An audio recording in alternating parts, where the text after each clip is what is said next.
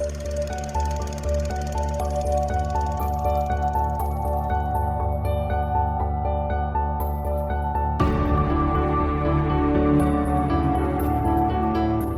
I'm Sophie, and I haven't seen a lot of movies. Hi, I'm Paul, and I'm here to help with that. And we are SP Film Viewers.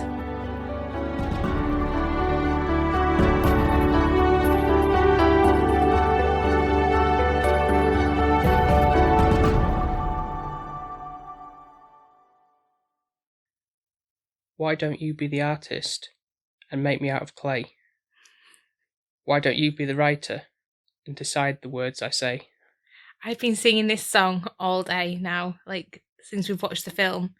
It's been in my head. I even think I fell asleep to singing it in my head, even though it's got nothing to do with the actual film. Well, it's not in the film, is it? So it's not even. No, not at all. No.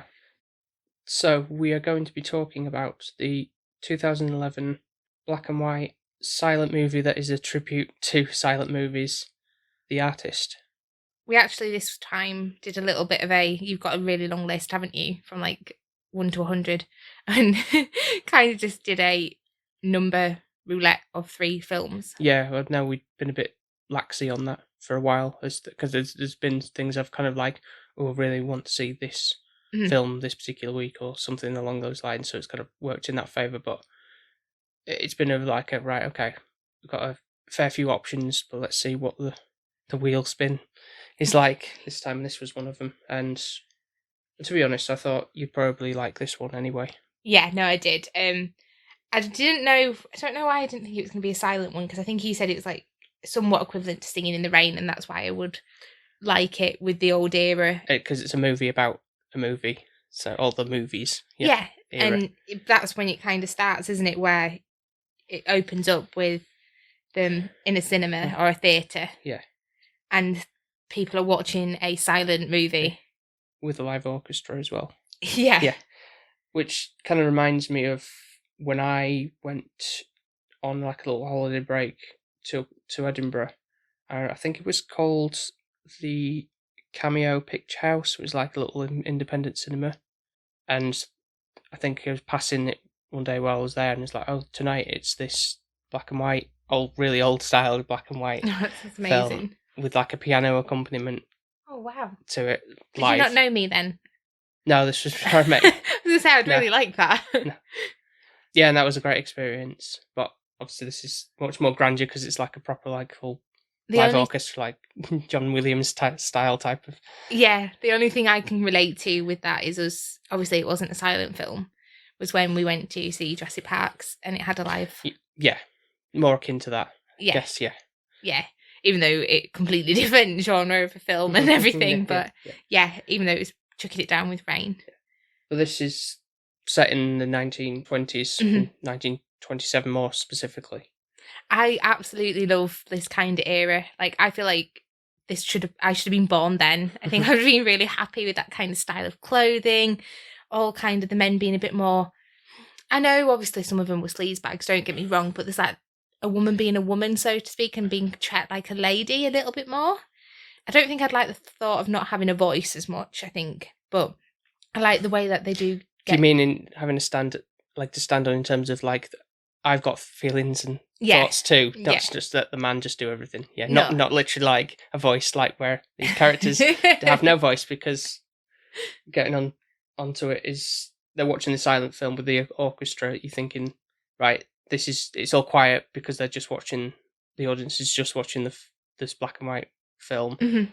But then when the film's done, the audience is just all clapping, but it's all in silence, and the music carries. Laughter, so for example, there's laughing points within the film, which like they're smoking in the cinema as well, aren't they? Yeah. And you can see like them laughing, but you don't hear anything even like within that. No. And it's a bit weird initially, because obviously I think this is probably, apart from like Charlie Chaplin kind of silent movies, that's the only ones I can kind of relate to.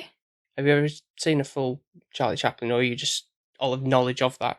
I think it was more back in the uni days of photography, kind of looking at that. Yeah.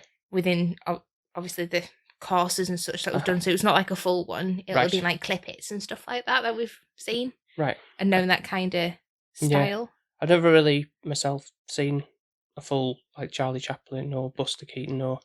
I think it's brilliant though, because it's so funny. Yeah. It is. It's more obviously using your body language and your actions to tell the story rather than using your voice to tell the story and its expressions and stuff. So yeah, and I think this does really well with the facial expressions within the film. Mm-hmm. They do make you feel it, but I think it without the music, I think it would definitely. Well, yeah, it has to rely on the music to express emotion. So the music itself is a character throughout the film. It's its own entity.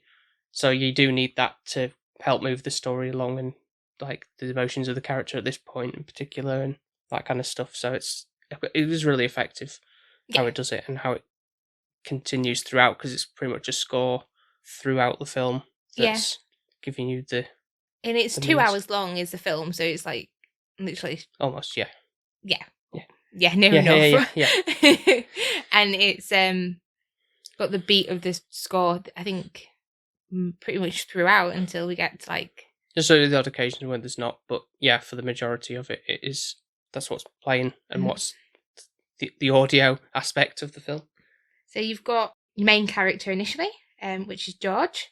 I think it's George Valentine. Yeah, I just saw his Valentine's. Yeah. I'm not gonna lie. Yeah.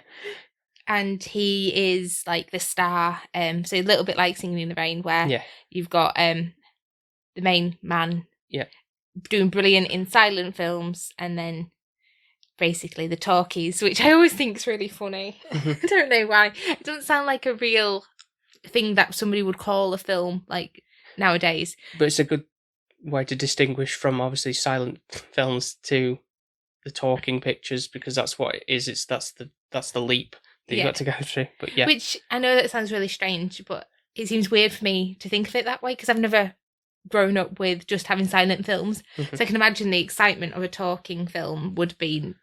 Which amazing. Is, like they sort of captured in Singing in the Rain a little bit, but yeah, obviously a big phenomenon for back in the day to have that.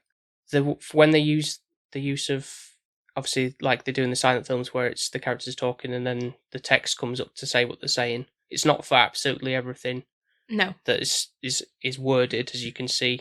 It's almost kind of like only at points where it seems like you have to describe what's being said because there's no way that it's like a plot point, almost like that character's expressing anger or just expressing themselves to the audience. I have a question. Yeah. With the silent films, is this because of like what you kind of see in Singing in the Rain? The technology wasn't there for talking. Is that what we kind of the reason behind the silent films? Because obviously they are speaking in certain parts and then just putting like a little clip up saying what the words are. Yeah. So is it the technology that isn't? We don't have the technology yet.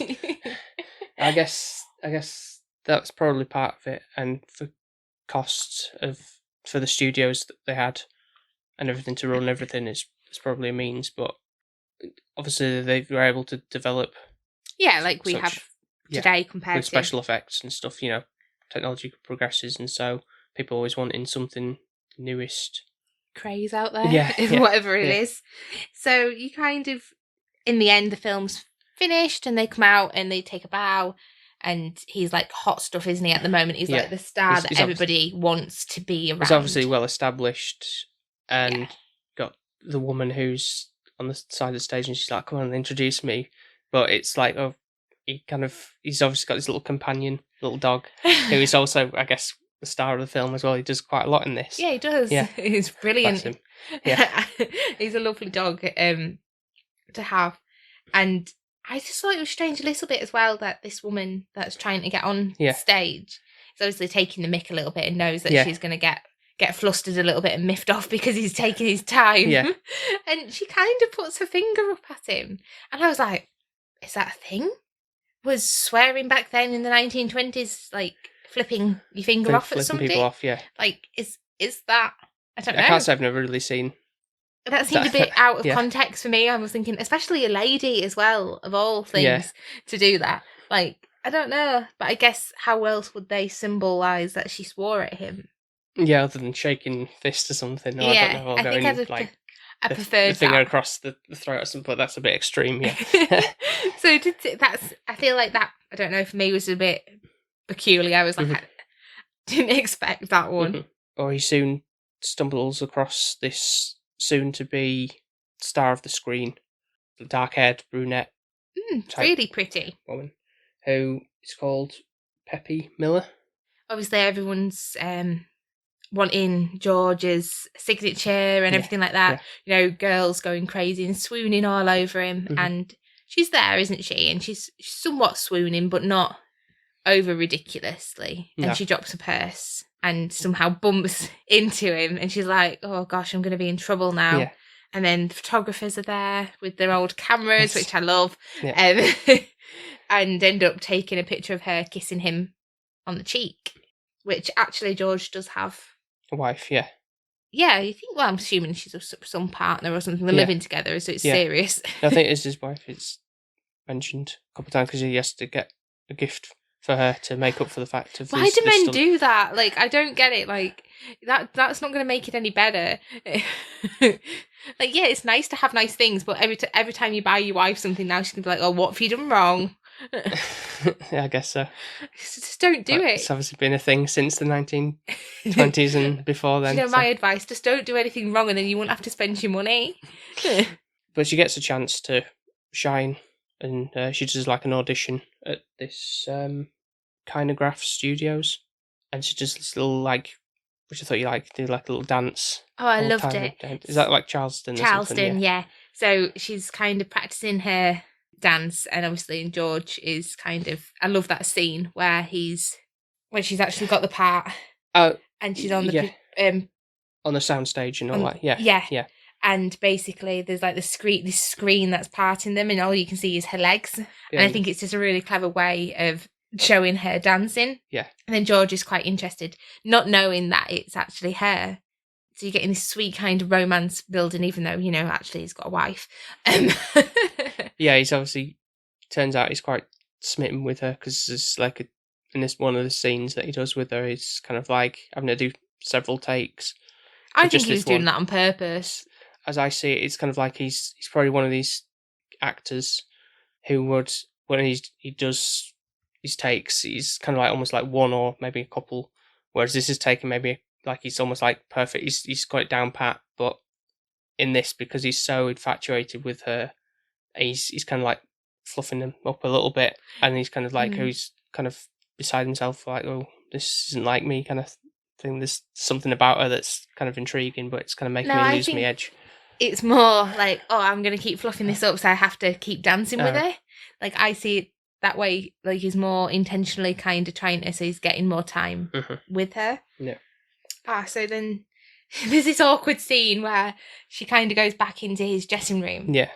And she's put her hand in his, like, coat. So it's kind of like on a mannequin or something, or like the coat wrap. Yeah. And she's trying to feel herself up, pretending it's George. And he walks in on her, and oh my goodness, I would be so embarrassed. I would be. I wouldn't have been like. I'm sure there's probably worse things to be caught doing, like in a situation like that. But you know, yeah. And I think the line that I got from George was, "If you want to be an actress, you've got to have something people don't have." Yes. And he puts a little beauty spot on it, a fake one. Yeah. But yeah. And that kind of then is her like identity a little bit. Yeah, kind of escalates her up in the ranks, because you kind of like quickly see from kind of jumps to like by 1929. There's kind of like a quick flash of like how she's like starring in the credits of films, and it's kind of like she's like bit parts, and then she's kind of like with feature, and then like on like top billing as she goes up and up and up. So clearly that's her mark on herself of being a big success. Her big success is a little bit down to George, to be fair. Even though obviously there's the whole part of she's in the talkies and George is in the silent films. Yeah. So she's somewhat killing his career a little bit. Yeah, he's very much, as I suppose a lot of actors may have been back then. It's like, oof, this isn't going to catch on type of thing. This is about like planes and stuff back in the day. So yeah, it's kind of like he's still not wanting to do that. He's still like very much in the past of wanting to just carry on doing that, but you know, people aren't as interested in. I don't get why he couldn't have just been a normal actor though. Like I still don't understand that. Like unless like in Singing in the Rain, you've got a god awful voice. Like, yeah, that's it. Like yeah, and you can't string two words together, but you've got a pretty face. Yeah. Then I get it, but George seemed to be able to. I could imagine he could do both. So he was just being stubborn, which you can see throughout the film. Yeah, his pride gets in the way of things. But he does have the first use of true sound in a normal environment as we know it is when he kind of has, you don't know it's a vision at this point, but it's kind of like he's in like a dressing room and he like puts a glass down, it's like makes a clunk sound. It's so weird because you've had this music going on for ages now. Yeah. And it's like kind of got a little bit normal, if that makes sense. Yeah, that when you actually hear an actual sound, it's you're it's almost jarring, isn't it? It's like, much as it is to him. And he's like trying to speak, but he cannot, when he's moving his mouth and trying to like scream and everything, he can't make a sound. Everything else around him does, because like the dog barks and everything. And yeah, everything's like too much for him, and he goes outside to the studio, and then this feather falls down from the sky, and it makes this like boom sound when it lands on the floor, because it's kind of like a thing of him, the lightest thing in the world, making this dramatic sound, and he's there screaming, "I can't do anything about it. This is horrible." And then he wakes up. It's like, oh right, this is clearly like a thing of like he's scared for the future, and he doesn't want to be left behind in a world where the silent era is done with. He's got to move on, but I think it must be hard, because it's like, imagine being well at your top of your game, with a certain like style, and then that just dwindling out, and you not knowing where to go from there, and there's nothing you can do about it unless he thought maybe he couldn't do the talking as well, and didn't want to kind of, you know when you get these singers that come back and you're like, why have you even come back? Just like leave it be. You were good when you were good, but just call it a day now. And maybe that's where he was at a little bit. But you can see his relationship with his wife is slowly deteriorating as well. She's starting to doodle on his face and disface him and such, and just the relationship's not as strong as it was at the beginning. He seems to just have lost his way. Yeah. Pretty much with everything.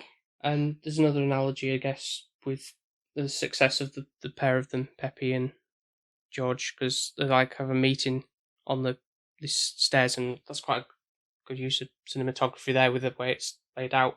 Like it's very far back with the stairs, and you can see like levels of everything like that. That's quite a creative shot, and she's going up the stairs, i.e. ascending in her career, where he's walking down the stairs. I didn't see it that way, but that's a really clever way of thinking of it, and probably that's what their analogy were going for, weren't they? Really? Yeah. She's on the up, he's on the down, because he's no longer wanting to be in movies where they're not. He's deciding to create his own movie. Yeah, which he tries to do, and you see him writing all these like checks out, and which is. I was thinking, we'll see where this is going. Sinking all his own money into. It's probably why his wife's getting like, "What's going on? Why are we doing?" Try to do this effort of doing this, and it's not going to work. So it's Tears of Love, and it's out on October the 25th. Which is the same day release going on there. Yeah, so it's Beauty Shot, which obviously she's got the dot on her face, which is Pepe. Beauty Spot. Not Beauty Shot. Obviously because of the beauty mark, which I feel like that's a little bit digging in the elbow a little bit on George, really. Yeah, literally, that's like what made her a success. But what I find slightly amusing about that is the fact that because it's obviously a fake one, she has to draw that on every time she's like in the film role, and she'd have to make it like, not exactly pinpoint accuracy of the same spot every time, like on her face. But what if she accidentally smudged it or something? Like if you had a kissing scene and it just rubbed off, unless you put in like too near the hot lights coming down on you or something. I don't know. sweating it off. Be a bit weird. So you get this kind of scene where she's having an interview and it's like in a restaurant kind of suave kind of bar thing. Mhm. And George is there as well. And he's sat behind her and she's not aware that he's there. And she's saying that obviously the talkies are the new thing. Nobody wants to watch films that are silent anymore. And you can kind of get this bit of resentment from George towards her, where he actually says he's giving way for Pepe to be a star and kind of just walks off. And this is where... Yeah, it's like, I've made way for you at the table. And this is where George kind of, bless him, you do see him deteriorating. He just goes downhill from here, doesn't he? Bless him. Yeah, it does. I think there's a point before that as well, where the wife is saying to him, like, we have to talk. That's obviously coming up on the screen with as a key point for the slide, saying that. And then it's like, why don't you talk? I think that's like taking both ways of like, we need to talk, like have a discussion amongst ourselves about this situation and where you're going with things. And also like, why don't you talk in your movies? Yeah. Why are you having such a problem with this? You know, get with the times, man. Yeah, it's not a problem really. It's not that hard. Yeah. If you can act expressively, I'm pretty sure you can do it with your voice. And I think as well, this is where she kind of ends up, the relationship kind of gets to a point of her kicking him out. Yeah, she writes this, though, it's like, I'm leaving you kind of thing.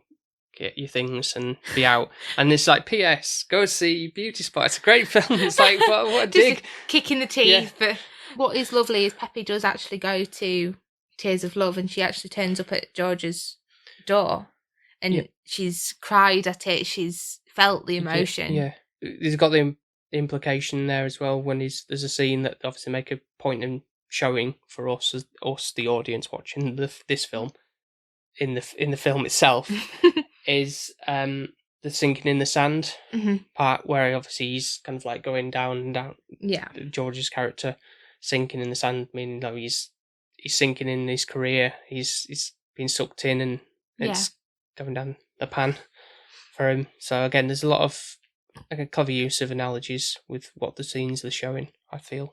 They've really thought about it, haven't they, when they've been delivering it? Because obviously they can't really say it, so they have to feel, how can we... With a visual standpoint, yeah. Yeah. So we kind of jump in a little bit further ahead now, and it's now 1931. George seemed to be in like hard times kind of thing. He's struggling, isn't he? He's gone bust. Not paid his driver or chauffeur or maid or whatever he is for a year. But he's still, bless him, stuck around. Fair play to him. I don't know how on earth he's would cope with that. Imagine like doing everything for somebody not getting paid. Yeah. Unless you're really loyal towards them. I don't really know what's driving that one.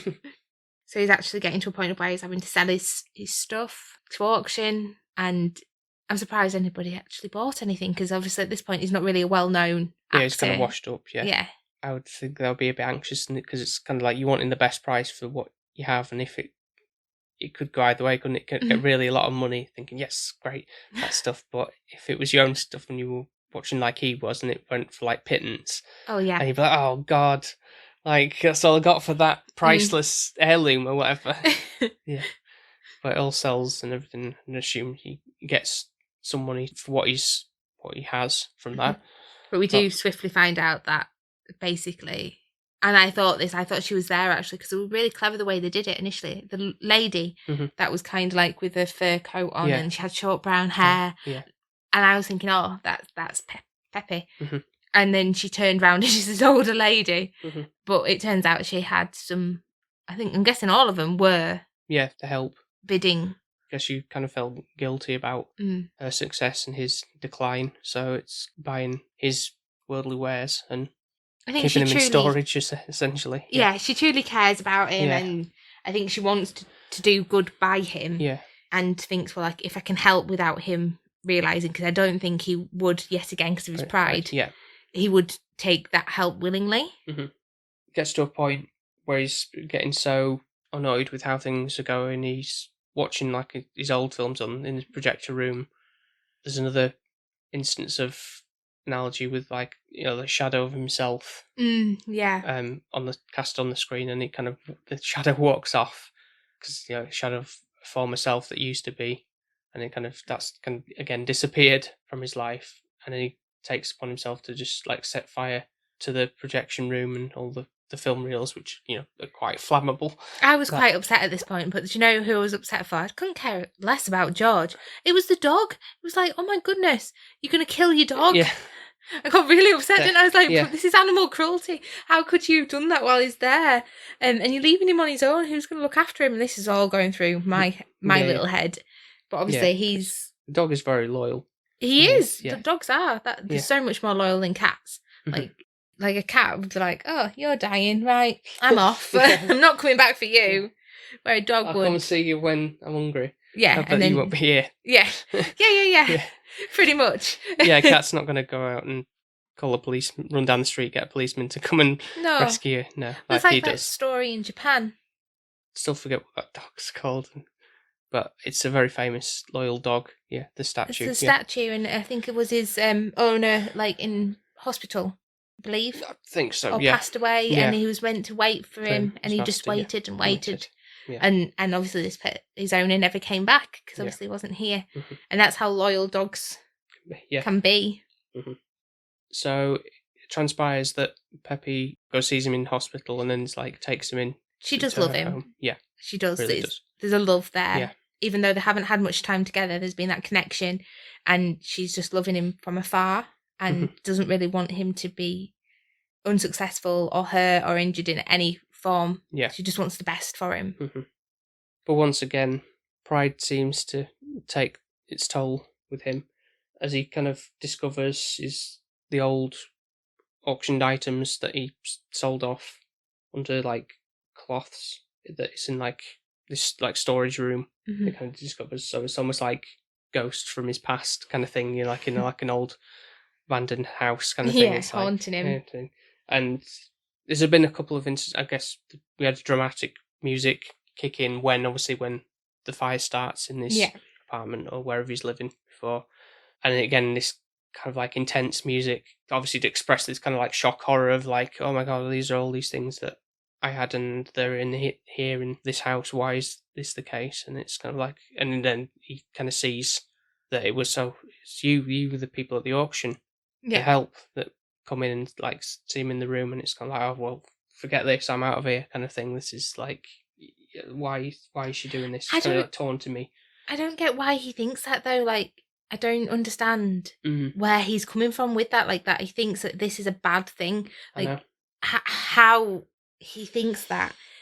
Really, really, I can't get it. It's obviously she's trying to do good by you, and even the care say she's got a kind heart, and she's she's not doing anything to be malicious or anything like that. No. It's really not. But George is just fickle and wanted to be on top, and I think he's kind of getting to a point of where he's pushing his happiness away. He really is. It's quite a sad affair, really, and he feels like the only way he can redeem himself, he's takes this gun out of this fancy box, and the dog's there, no, please don't do it. I know, poor dog again. I'm are you really gonna? This dog loves you to bits. Are you really gonna do this to him? Yeah, it's like in that Ricky Gervais series Afterlife, where it's it's the character in that is feels like he needs to commit suicide, but he looks at the dog. The dog's there barking and whatever, and it's no, I can't, because who's gonna look after the dog? Yeah, after the thing, but he doesn't seem to really think that in this case, even though the dog was his other star. He's literally his best friend. Yeah, and he's been there through thick and thin. You see him throughout most of the scenes, really, where he's in. Is he goes to the cinema with him. Yeah, he goes everywhere. Pretty much. It's how could you do that to him? There's a clever bit where obviously you've got Pepe kind of running towards trying to find him. Yeah. Obviously, then it's cutting back to George with a gun in his mouth, and the dog telling him not. Yeah. And then it's this sign pops up going bang, and you're yeah. Oh, which you would assume. Yeah. It's obviously George has shot himself and he's dead. Yeah. And I'm thinking, this ain't way that this film's going to go, is it really? No, then hard cut to Peppy outside with a crashed car against the post. So it's nice one there, trying to trick the audience into thing. But yeah, I knew even before then, thinking the first time watching it, it's not going to go that way. This is a PG film. It's not going to be. But then after the bang, correct me if I'm wrong, all the music stops. Yeah, There's pretty no much. music. Yeah. It's really weird then. Yeah, it's silent throughout that part when they're like confronting each other, because it's obviously like the most poignant scene between the two of them. It's kind of like realizing like just stop all this. Let's get past this point and just talk it out with our slides. But yeah, it's just completely silent. So I don't know. I would have interestingly, I didn't like to see this at the cinema or anything, but like at that point, what there would have been like a pin drop kind of silence. like just eerily silent throughout the thing. Because I was like looking at you a little bit like, this is so quiet. Yeah. It's weird. Yeah. I've never heard a film so quiet because the music's just been there, constant. Yeah, and then you get used to that being in the background and everything. It's really clever the way that they do that, because then obviously you do get to a point of where there is a little bit of speaking At the very end, yeah. Which then that seems strange, and then and I know I've grown up with films that talk. Like this is not anything new to me. Yeah, but for the longest time, as you're watching this, you kind of just engrossed in that style of film for that long, and just that's the norm until it kind of like kicks back into reality of like, oh, this is how things are now. Yeah. And it's not for long that they talk, is it? And it's not even the main characters, is it? I think it's George for like a very brief moment, but it's like a line of dialogue, and that's it. Peppy doesn't even talk, which is quite funny because she's been doing all the talking. Yeah. And then it's kind of people in the background, I think. It's like setting the stage back up again for the same shot and everything. So yeah, really bizarre. But obviously, happily, it ends where Peppy thinks of a brilliant idea of, right, okay, you can dance. You don't have to talk if you don't want to. You could be a dancer. And she dances with him into like Charleston kind of moves. Yeah, because she's kind of like, right, it's me or him. And then it's like, no, I mean, it's either me and him or not any of us at all kind of thing. So it's kind of like convincing the studio. I'm trying to blackmail you. That's one of the lines she says. Or it says on the cards, like, get it kind of thing.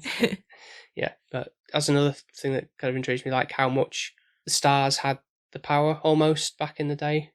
With the directors almost like, you're either doing this or I'm walking kind of thing. You wouldn't get away with that this day. No, because you've got so many other people. Yeah, drop of a hat. Like, well, if you don't want to do it, you know where the door is. Yeah, we can find somebody else. Yeah. But at that, I think back then, if somebody was so high up. Yeah. And such it really was star power for, like, they bring the money in because they want to see that actor in that film. Otherwise, if it's... Yeah, I mean, that's still the case now, because we watch films. But there's so much variety of actors now. And it's really bad. I'm like watching a film going, I think I know that person. Like, I think I've seen them in another film. Yeah. Like, literally, I think a celebrity could walk past me who would be really famous, and I'm like, they look familiar. I'm like, I don't know the name.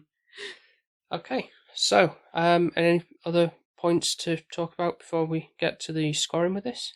Just on a personal note, I really, really enjoyed watching this. I do think I found it a bit strange at the beginning with the music. That was like too much for me at one point because I'm not used to it being constant. Yeah. But then it slowly lulls into like this normal, like kind of like reading subtitles, I guess. But not, because it was very, very sparse, fair and few between. No, I'm meaning, like when you're reading, you don't, at the beginning every time you're watching a film and you're reading subtitles, I'm consciously aware until like...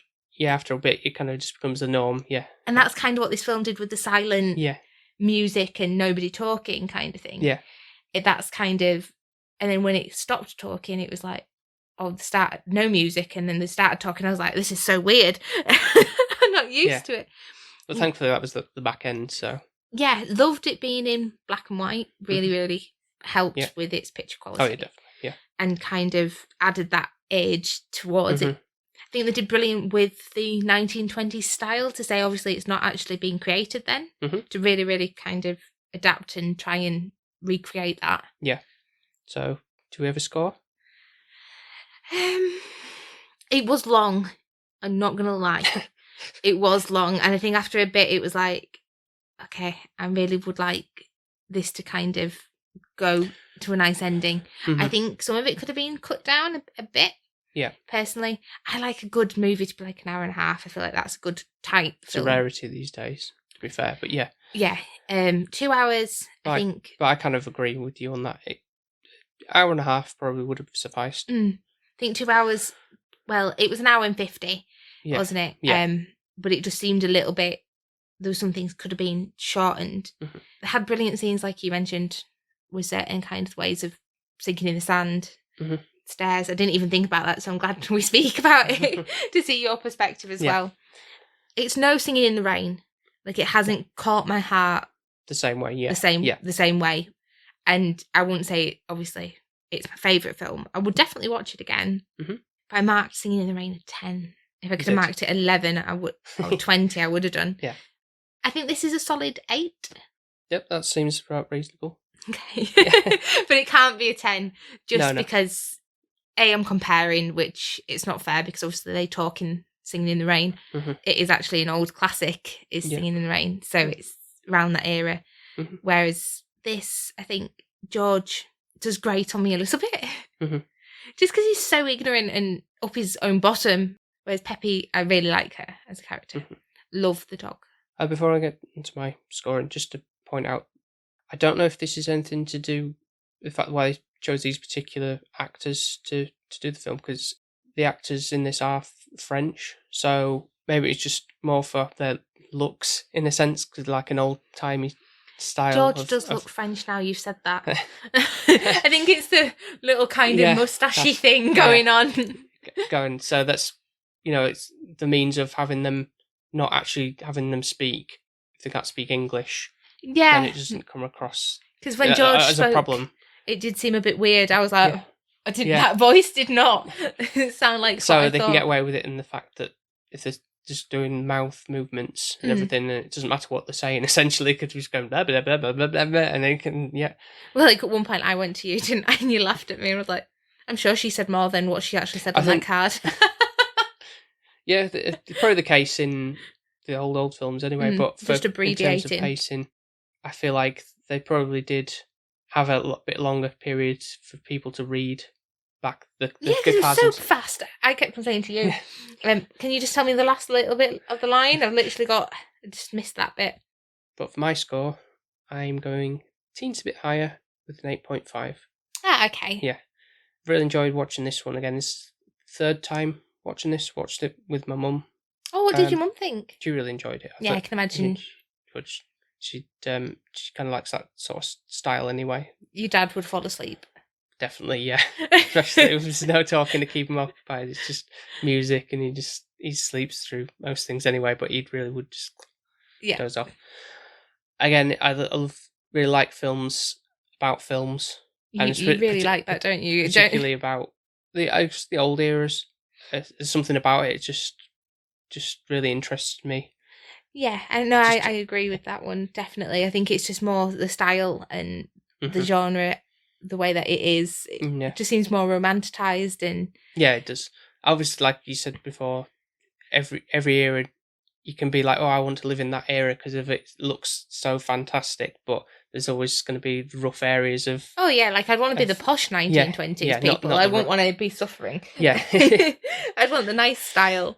That's true. But it's just really intriguing, and the way it's definitely something different, like making a modern, in quotation marks, black and white silent film for the new age type of thing, because I mean, do you think that they could recreate this again in a couple of years' time, or this is like a one and done type of thing? Because it did like really well with awards and stuff. I can imagine it would do. I feel like it could be something kind of redone, but obviously a different story. It'd have to be something pretty special to. Yeah, it would. It'd be hard to recreate something like this again, I think. I think it could be done, but it'd have to be thought out as much as this has been, and depending on how well people kind of take to it, because obviously you've already got something which was solid. Yeah. And I think that's why mine's a little bit lower, because I know Singing in the Rain, it's kind of similar beats with the talkies and the silent films, but obviously not in black and white. Well, you've got more time with the characters obviously speaking and stuff. Developing and as you've well, got musical numbers and stuff. Yeah, you do. And I think there's a little bit more, for me, about the filming behind it. And I think that's why I love it so much, because it's like when she moves around with the microphone, that bit just gets me. Yes, great. But no, but I'm with you. on the fact that we've been a little bit shorter would hinders the scoring on this a little bit. That's why it's not quite as high. But really enjoyed seeing this one again, and be happy to see this again in a couple of years' time or something. Yeah, definitely. Yeah. So definitely go check it out and let us know what you think. It'd be really interesting to see other people's points of view, especially if they're seeing like what you saw, Paul, with like the sinking in the sand and the stairs. Really clever analogies on those. Yeah, I mean, they're there for comparison. That's plain as day, really. Maybe I didn't. But I kind of like looking at a bit more critical eye as I'm trying to do, which is good. So, thank you very much, everybody, for listening to this episode, and be sure to check out all our previous episodes on Apple Podcasts, Spotify, Podbean, and wherever else you might get your podcasts from. And of course, we're on the social media platforms, mostly Instagram and Twitter, under the handle SP_filmviewers. Yeah, so definitely check us out, and obviously listen to us other episodes that we've got out there. There's quite a few now that we've done, and we're still wanting to carry on. If everybody's enjoying it, at least in its content, which we feel like we're still making the right steps. So, on that note, we do have a Buy Me a Coffee page, is it? It sounds so old. I'm like, oh, what is this? But relatively, you can post a lovely comment and you can put towards a little bit of a coffee. Well, hot chocolate or something like that. So by all means, we would really, really appreciate your support on this. And especially Paul deserves it more than I do, to be fair, because all I do is rock up and talk for an hour, which is not hard. Paul does all the other hard work. Yeah. And of course, if you'd be so kind as to rate us and review us on Apple Podcasts as well. And also, I think it's Google Podcasts or Podchaser, I think is the other one where you can write reviews about how you enjoy our content as well. That'd be very much appreciated, because obviously that helps us grow and get our audience and get us out there to the masses and everything. Yeah, that'd be very much appreciated too. So if there is a film as well that you want us to review or discuss, or if we have already watched it, let us know your thoughts. We'd really like any insight on those as well. So thank you very much, everybody, for listening, and we will speak to you next time. Speak to you next time. Bye. Bye. Bye. Bye.